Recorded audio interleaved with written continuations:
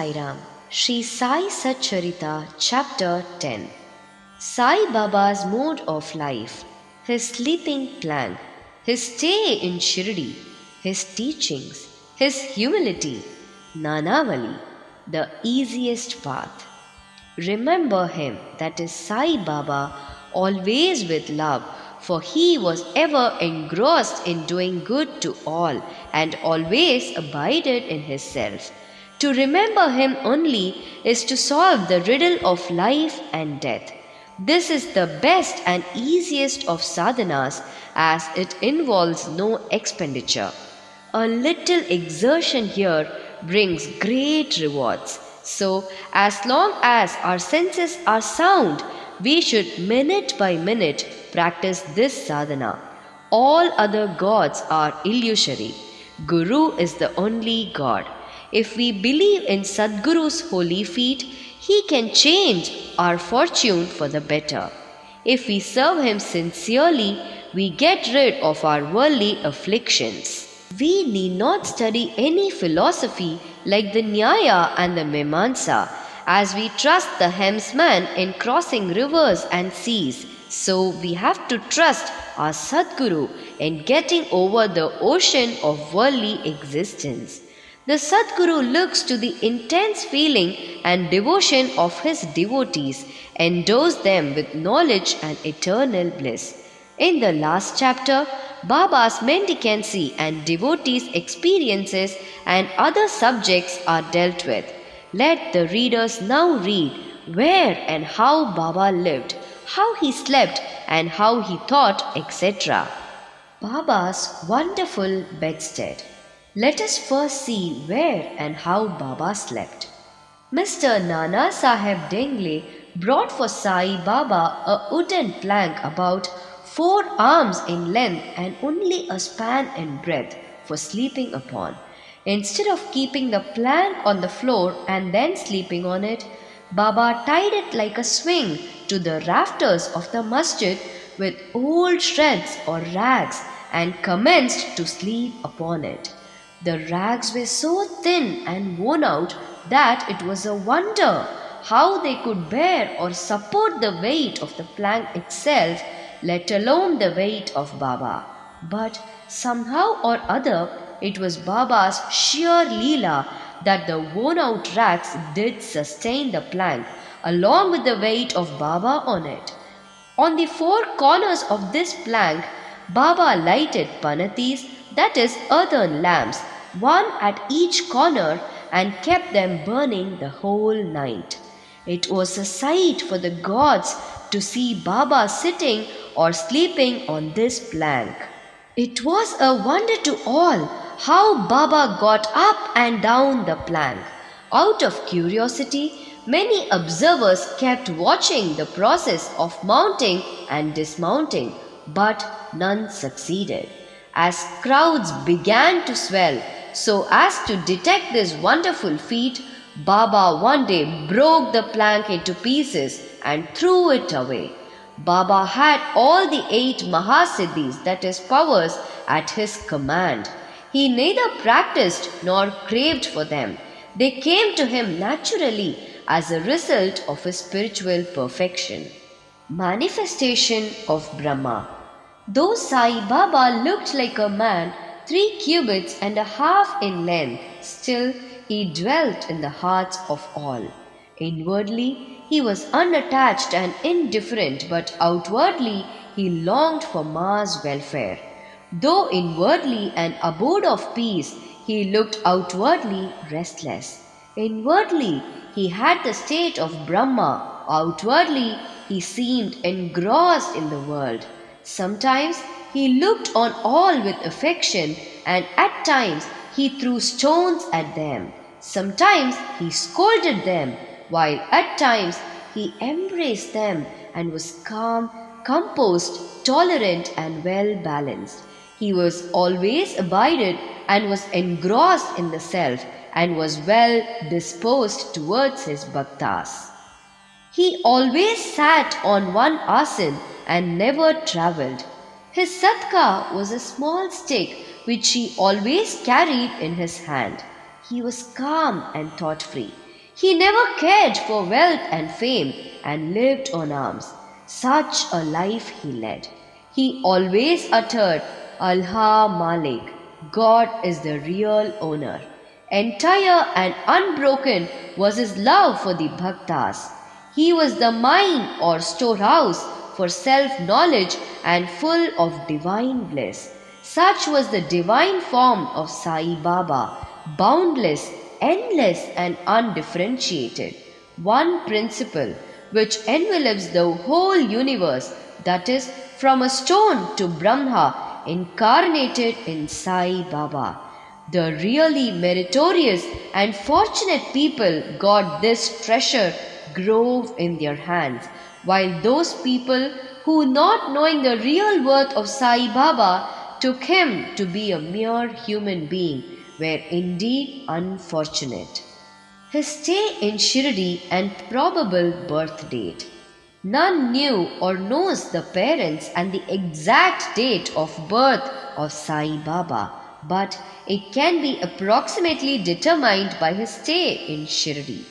Baba first came to Shirdi when he was a young lad of 16 and stayed there for 3 years. Then, all of a sudden, he disappeared for some time. After some time, he reappeared in the Nizam state near Aurangabad and again came to Shirdi with the marriage party of Chand Patel when he was about 20 years old. Thence, he stayed in Shirdi for an unbroken period of 60 years, after which Baba took his Mahasamadhi in the year 1918. From this, we can say that the year of Baba's birth is approximately 1838 AD. Baba's mission and advice. Saint Ramadas, who lived from 1608 to 1681, flourished in the 17th century and fulfilled to a great extent his mission of protecting cows and Brahmins against the Yavanas, that is, Mohammedans. But within 2 centuries after him, the split between the two communities, that is, Hindus and Mohammedans, widened up, and Sai Baba came to bridge that gulf. His constant advice to all was to this effect: Ram, who is the god of the Hindus, and Rahim, who is the god of the Mohammedans, were one and the same. There was not the slightest difference between them. Then, why should their devotees fall out and quarrel amongst themselves? You ignorant folk, join hands and bring both the communities together. Act sanely, and thus you will gain your object of national unity. It is not good to dispute and argue. So, don't argue. Don't emulate others. Always consider your interest and welfare. The Lord will protect you. Yoga, sacrifice, penance, and knowledge are the means to attain God. If you do not succeed in this by any means, in vain is your birth. If anyone does any evil unto you, do not retaliate. If you can do anything, do some good unto others. This, in short, was Sai Baba's advice to all, and this will stand us in good stead both in material and spiritual matters. Sai Baba as Sadguru. There are many so-called gurus who go about from house to house with cymbals and veena in their hands and make a show of their spirituality. They blow mantras into the ears of their disciples and extract money from them. They profess to teach piety and religion to their disciples, but are themselves impious and irreligious. Sai Baba never thought of making the least show of his worth, that is piety. He had no body consciousness, but he had great love for his disciples. There are 2 kinds of gurus. First, niyat, that is, appointed or fixed, and second, aniyat, that is, unappointed or general. The latter, by their advice, develop the good qualities in us, purify our hearts and set us on the path of salvation, but contact with the former dispels our sense of dualities, that is, sense of difference, and establishes us in unity by making us realize, Thou art that. There are various gurus imparting to us various kinds of worldly knowledge, but he who fixes us in our nature, that is self, and carries us beyond the ocean of worldly existence is the Sadguru. Sai Baba was such a Sadguru. His greatness is indescribable.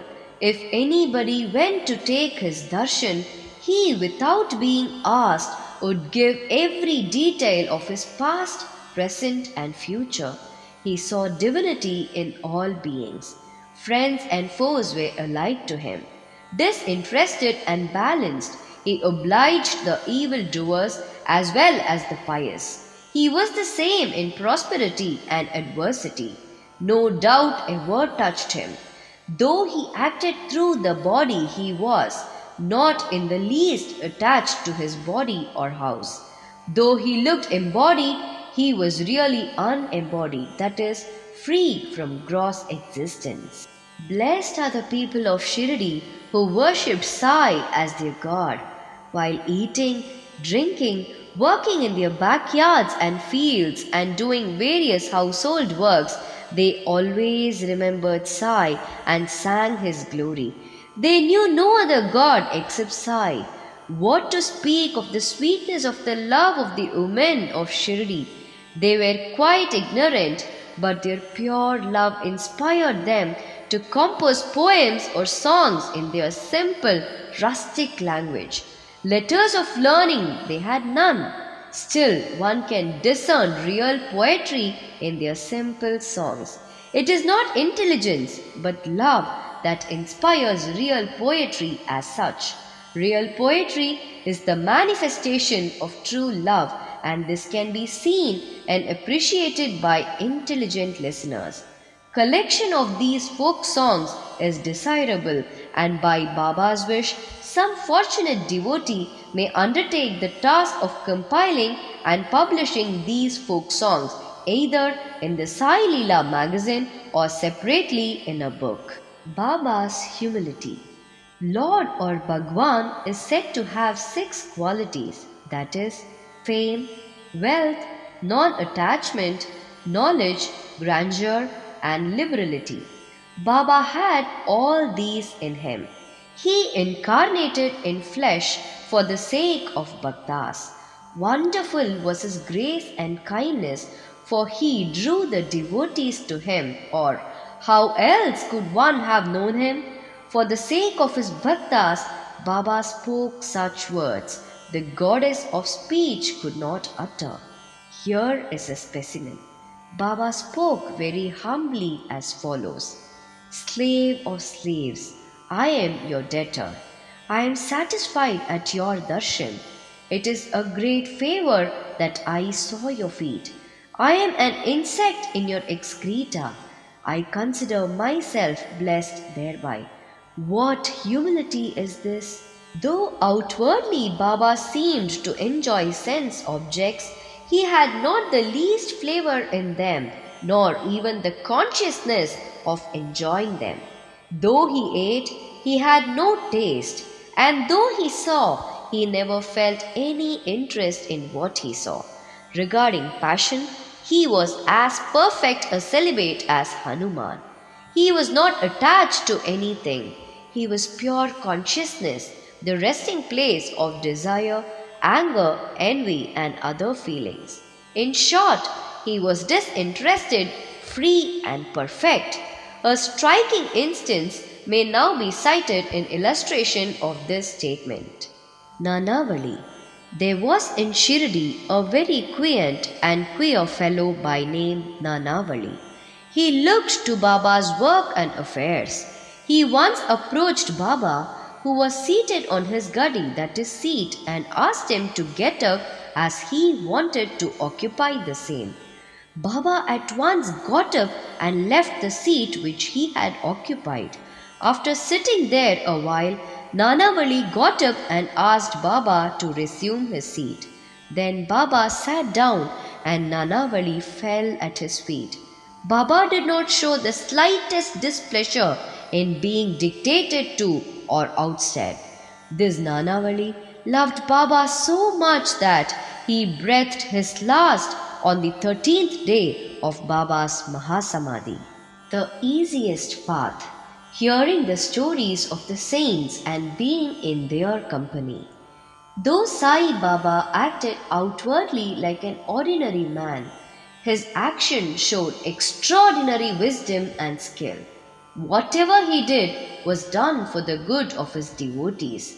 He never prescribed any asan, regulation of breathing, or any rites to his bhaktas, nor did he blow any mantra into their ears. He told them to leave off all cleverness and always remember Sai, Sai. If you did that, he said, all your shackles would be removed and you would be free. Sitting through 5 fires, sacrifices, chantings, eightfold yoga are possible for the Brahmins only. They are of no use to the other classes. The function of the mind is to think. It cannot remain without thinking for a minute. If you give it a sense object, it will think about it. If you give it Guru, it will think about Guru. You have heard most attentively the grandeur of Sai. This is the natural remembrance of Sai. Hearing the stories of the saints is not so difficult as the other sadhanas mentioned above. They, that is stories, remove all fear of the sansar, that is worldly existence, and take you on to the spiritual path. So, listen to these stories, meditate on them and assimilate them.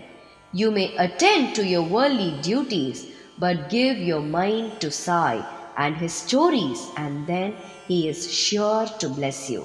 This is the easiest path, but why do not all take to it? The reason is that without God's grace, we do not get the desire to listen to the stories of saints. With God's grace, everything is smooth and easy. Hearing the stories of the saints is, in a way, keeping their company. The importance of the company of the saints is very great.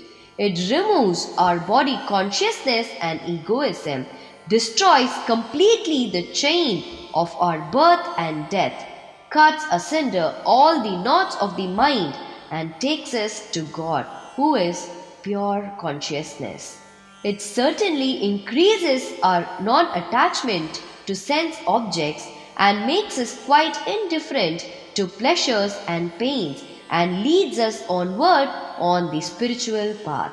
If you have no other sadhana, such as uttering God's name, worship or devotion, etc., but if you take refuge in them, that is saints, wholeheartedly, they will carry you off safely across the ocean of worldly existence. It is for this reason that the saints manifest themselves in this world. Even sacred rivers such as the Ganges, Godavari, Krishna and Kaveri, etc., which wash away the sins of the world, desire that the saints should come to them for a bathe and purify them. Such is the grandeur of the saint.